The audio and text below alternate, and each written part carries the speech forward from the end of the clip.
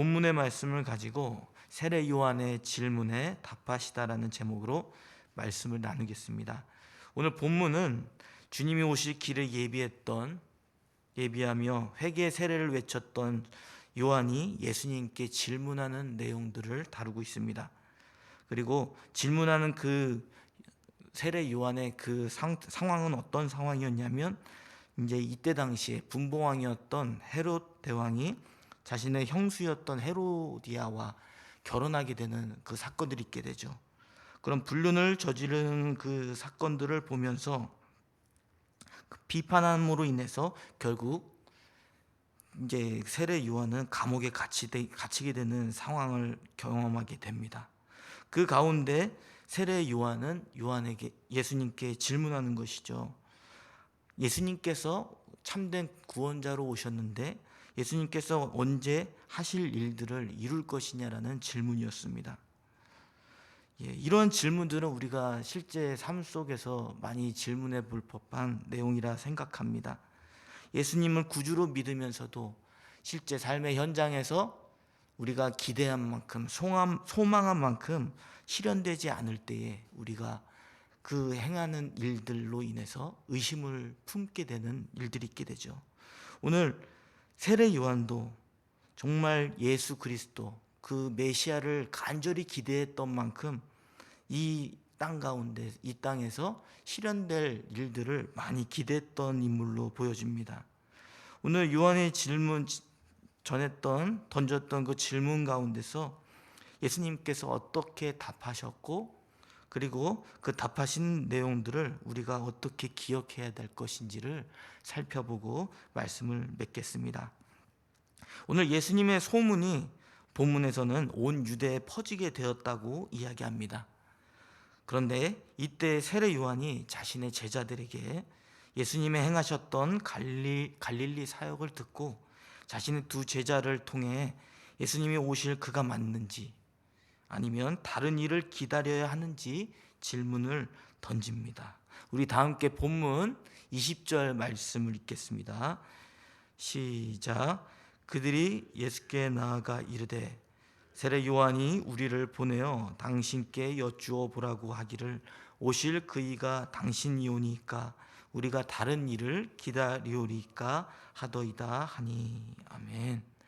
오늘 요한의 제자들은 이제 예수님을 향해 오실 그이가 당신입니까? 아니면 우리가 다른 일을 기다려야 됩니까? 라고 묻습니다. 세례 요한이 제자들을 통해 예수님께 던지는 질문에서 알 수 있듯이 요한은 오실 이에 대한 깊은 관심을 가지고 있었다는 것을 알려줍니다. 그 관심은 요한이 평생에 자신이 주님의 사역을 하면서 이야기했던 내용을 통해서 알 수가 있죠.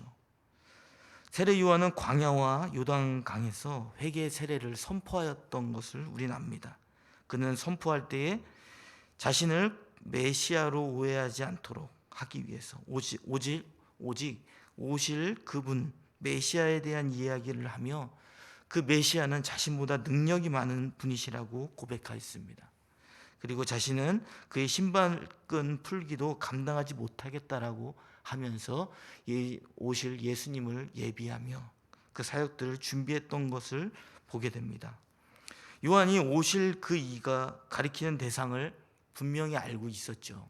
그리스도, 메시아라는 것을 분명히 우리에게 알려주고 있습니다. 그리고 세례 요한이 그의 삶을 통해서 분명하게 보여주었죠. 그리고 예수님, 이 땅 가운데 오신 예수님을 그리스도라는 사실을 믿고 의심치 않았다는 것을 우리는 알고 있습니다. 그런데 요한이 제자들을 통해 예수님께 그 묻는 질문은 분명 예수님을 메시아로 믿고 있는 상황이죠. 그런데 왜 예수님에 대해서 의심하는 것 같은 질문을 던지는 것일까요?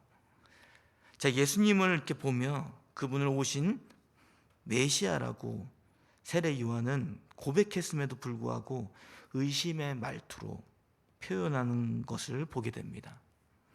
예수님에 대해 자신에 대한 의심보다는 예수님이 메시아로서 하실 일에 대한 답을 기대하는 것 때문인지 모르겠습니다.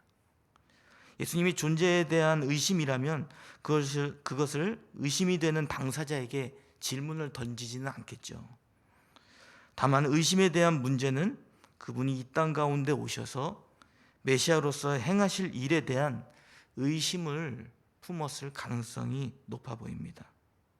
우리도 신앙생활을 할 때 이렇게 우리가 예수 그리스도를 나의 구원자이시며 주님으로 고백하면서도 우리가 세상을 살아갈 때 소망하는 바가 이루어지지 않을 때 어떠한 마음들이 품습니까? 주님이 일하시지 않는다라고 생각하며 주님의 존재를 어느 순간 부정하는 그런 모습들이 나타나는 것을 보게 됩니다. 이처럼 우리가 믿음이 있기 때문에 이렇게 의심을 하며 우리가 주님이 하실 일들을 바라보고 묻고 싶은 거죠. 그래서 세례 요한도 이와 같은 것입니다. 주님이 정말 메시아이심을 제가 믿는데 왜 이루어지지 않는 것입니까? 저에게 확답을 달라는 그런 표현인 것이죠. 이렇게 이러한 의심으로 던지는 그 질문 가운데 우리가 그 표현을 어떤 뉘앙스를 살려서 이렇게 다시 한번 표현해 보자면 이렇게 표현한 것이라 생각할 수 있을 것입니다. 이렇습니다. 당신이 오실 그 메시아라면 구체적으로 어떠한 일을 행하실 것입니까? 다른 일을 기다릴 것 없이 우리를 구원하실 일을 반드시 행하실 것이지요 하고 하며 다시 한번 확인하고 싶은 세례 요한의 마음을 알 수가 있습니다.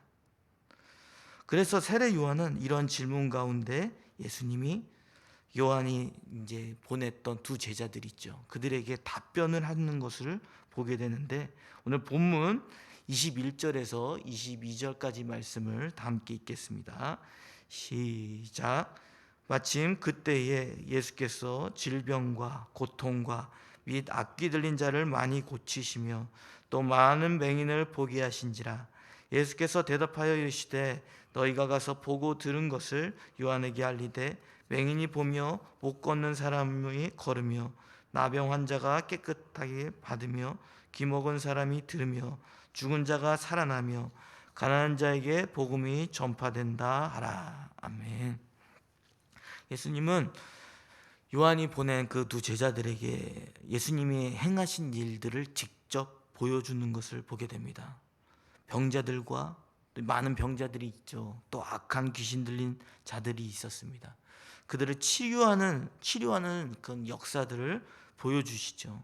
그리고 가난한 자들, 이 가난한 자들은 어떠한 경제적인 부분이나 영적으로 억압받고 있는 그런 사람들을 이야기하는 것인데 이들을 향해서 복음이 전해지게 하셨다는 것을 보여주었습니다.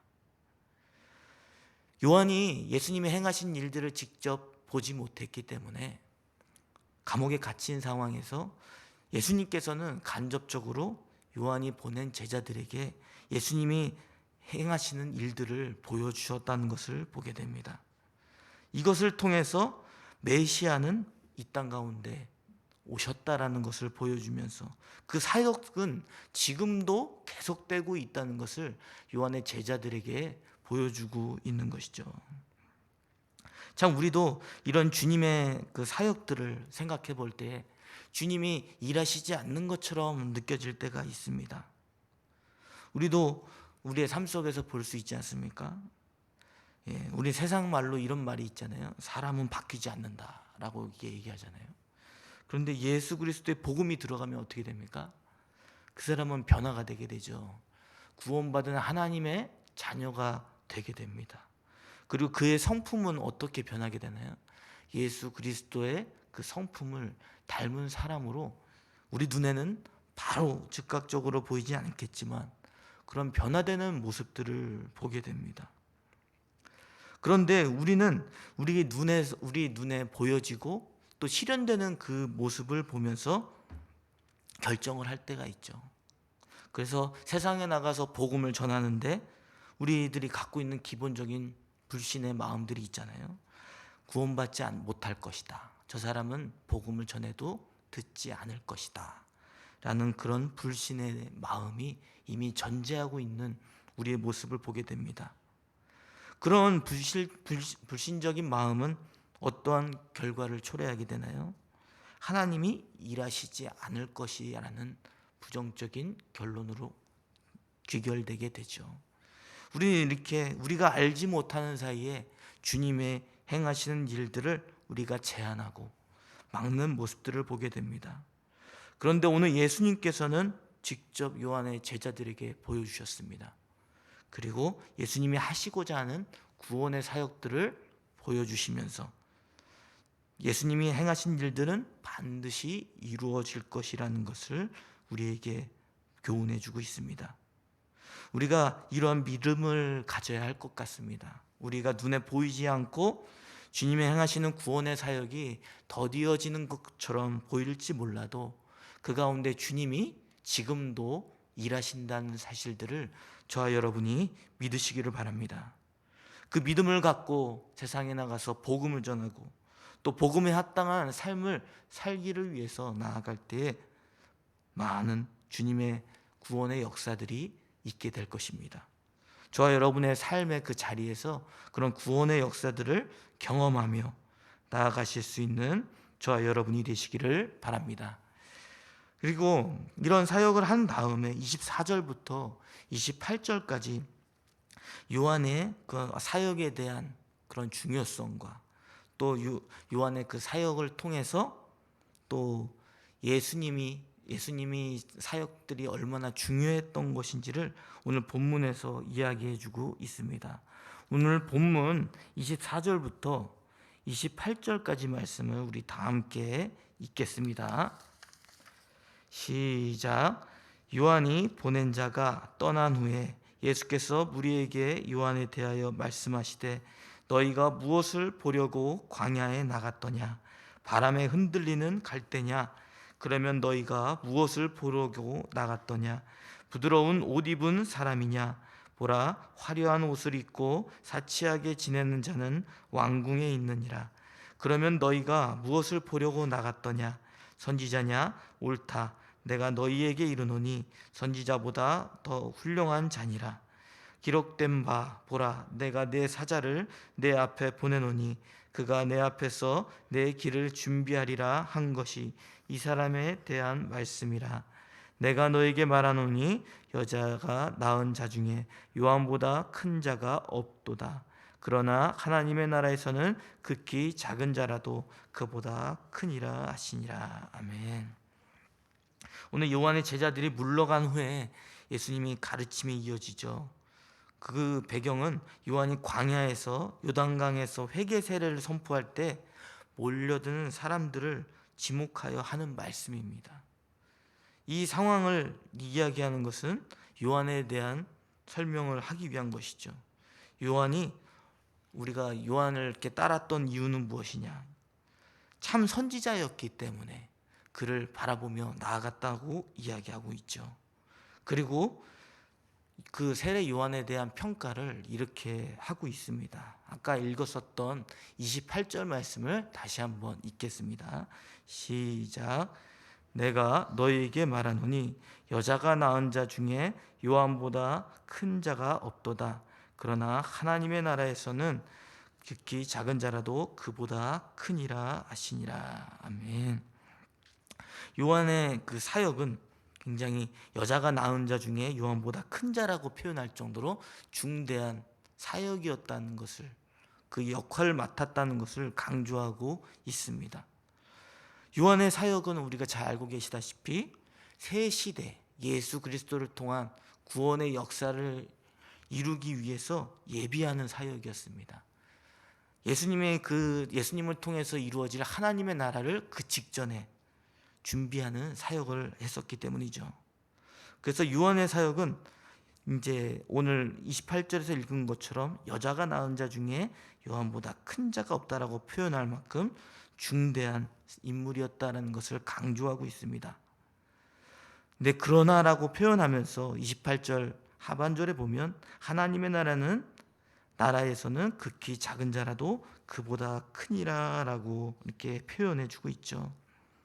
이 표현은 무엇이냐면 하나님의 나라, 그것은 예수 그리스도를 통해서 이루어지는 하나님의 나라인 줄 믿습니다.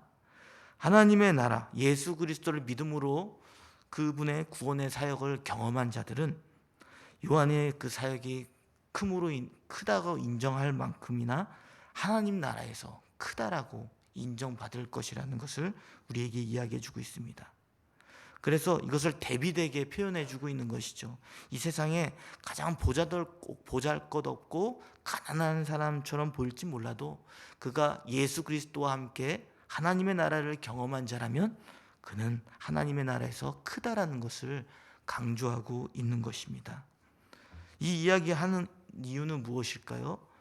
예수 그리스도의 길을 예비했던 요한의 사역의 중대성을 이야기할 뿐만 아니라 그 중대성보다 더 중요한 오실 예수 그리스도를 통해서 하나님의 나라를 경험하는 구원받은 자들이 더 귀하다는 것을 우리에게 교훈해 주고 있습니다. 우리는 요한보다 더 좋은 조건에서 예수님을 믿는 자들이죠.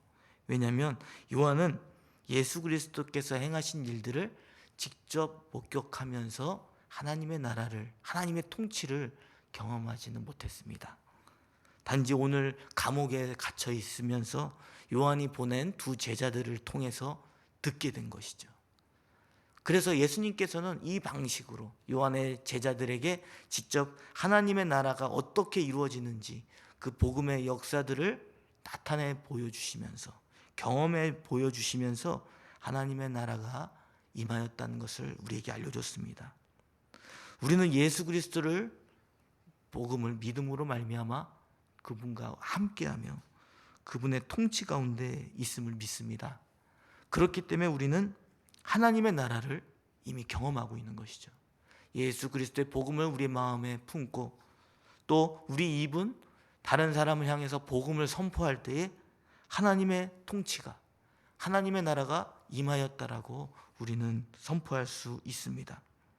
저와 여러분이 요한보다 더 귀한 경험을 한 자로서 정말 하나님의 나라를 위해서 그 예수 그리스도의 복음을 마음에 품으시는 저와 여러분이 되시기를 바랍니다. 예수 그리스도께서 행하신 일들을 우리가 마음에 품고 세상에 나가서 담대하게 복음을 전파할 때에 그것이 하나님의 일이며 예수님께서 행하실 일이었다는 것을 우리가 굳게 믿고 우리가 담당하게 주님 앞에 사람들에게 하나님께 영광을 돌리시는 저와 여러분이 되시기를 바랍니다. 우리 말씀을 맺겠습니다. 오늘 요한은 하나님의 나라를 소망했던 자입니다. 그리고 예수 그리스도를 구주로 믿는 자들에게 마땅히 질문을 해볼 수 있는 모습입니다. 우리도 요한처럼 하나님의 나라가 실현되지 않는 것처럼 보이는 삶 가운데 요한처럼 우리의 일상에 있는 일들을 돌아보며 질문을 해보시기 바랍니다. 하나님이 정말 실현하시려고 하는 일들이 있다면 왜 그렇게 되지 않고 있습니까? 스스로 질문을 던져보시고 그 가운데 예수님께서 답변하셨던 것들, 이미 하나님의 나라는 이루어졌고 구원의 사역들은 현장 곳곳에 우리 눈에 크게 보이지 않을지는 모르지만 이루어지고 있다. 그리고 하나님의 나라는 반드시 이루어질 것이다라는 그 믿음을 우리가 회복할 수 있는 저와 여러분이 되시기를 바랍니다.